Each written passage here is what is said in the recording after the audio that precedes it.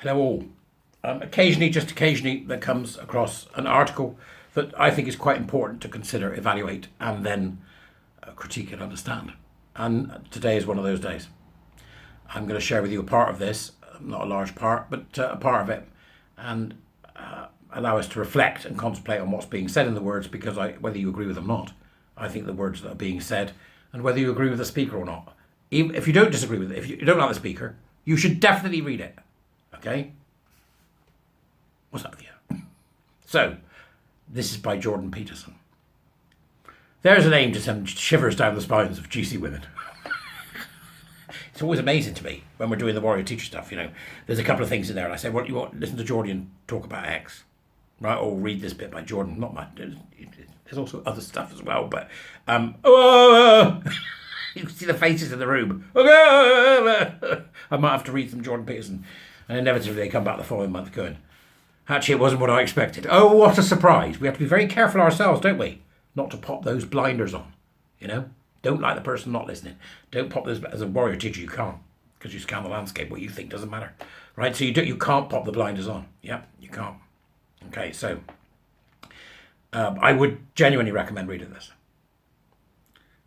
It's an important piece, and it comes from a good place, I think. And bear in mind that Peterson is a man who is, to a certain degree, says we should act as if God does exist. That's how we should live our lives, which may or may not be to you a warming or thoughtful idea.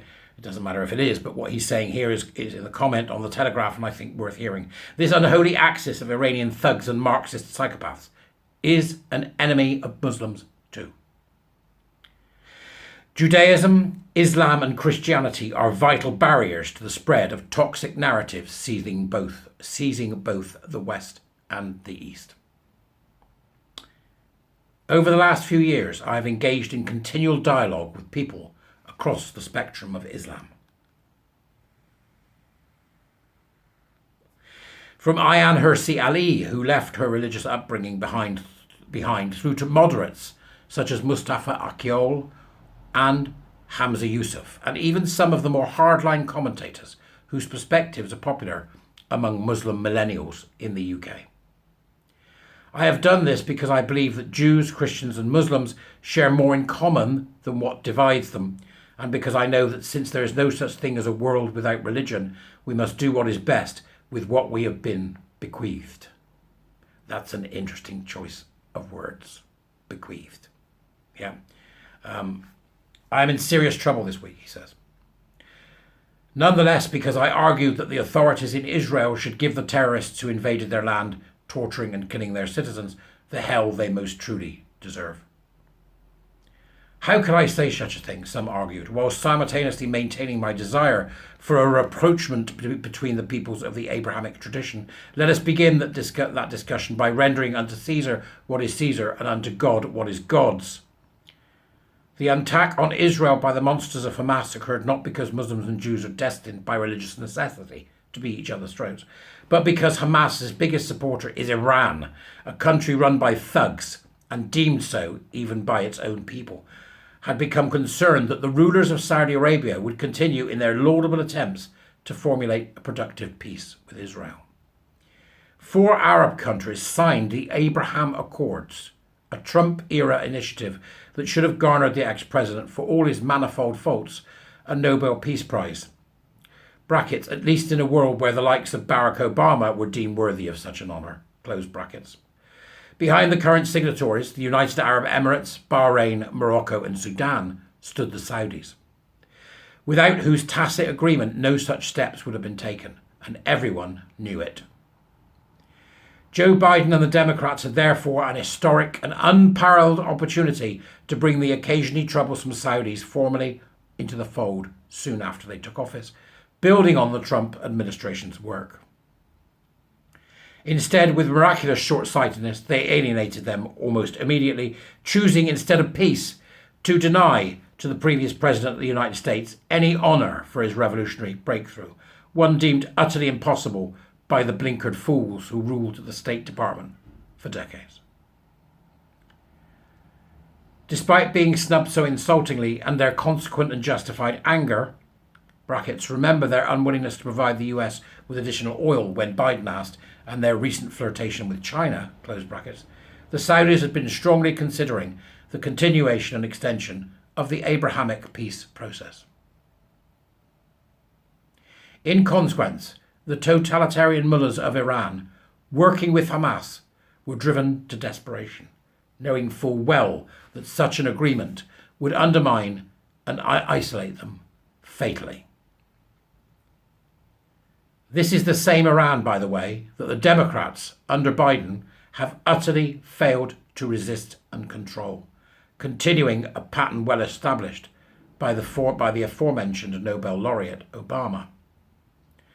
All this means, therefore, that the Saudis could have been on side 2 years ago had Biden seized the opportunity, thereby negating Hamas and Iran's primary aim in attacking Israel.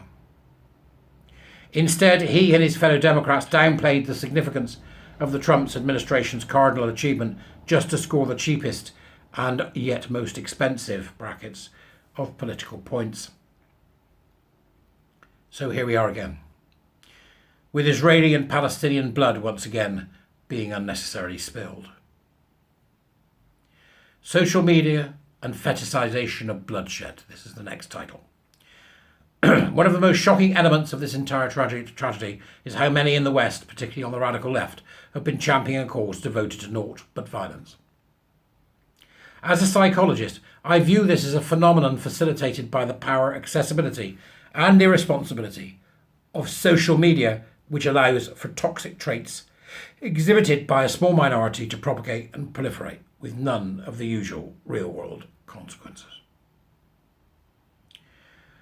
A particular form of psychopathology has been well detailed in recent decades, a combination of Machiavellianism, instrumental, manipulative and deceitful, narcissism, inflated self-esteem and desire for unearned attention and status, and psychopathy, a malignant mixture of criminal propensity, callousness and parasitism. They are collectively known as the Dark Triad. I teach this on the Warrior Teacher program. More recent investigators of the structure of the darkest of temperamental propensities found it necessary to add an extra dimension to the matrix: sadism, positive delight in the suffering of others. So today we have the Dark Tetrad. Dark Tetrad types fit well into what is known as Cluster B of personality disorders. Those who manifest Cluster B symptomatology have, in addition to their other psychological and socially dangerous tendencies, the proclivity to claim positive virtue or outright victim status while pursuing their utterly self-serving, grandiose and destructive ends.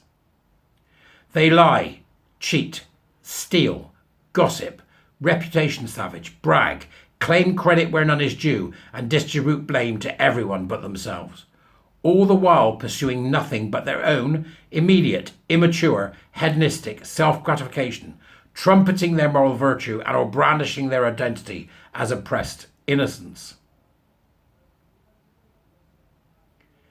It is this narrow and historically ostracized behavior that has been encouraged and facilitated in its distribution by contemporary social media.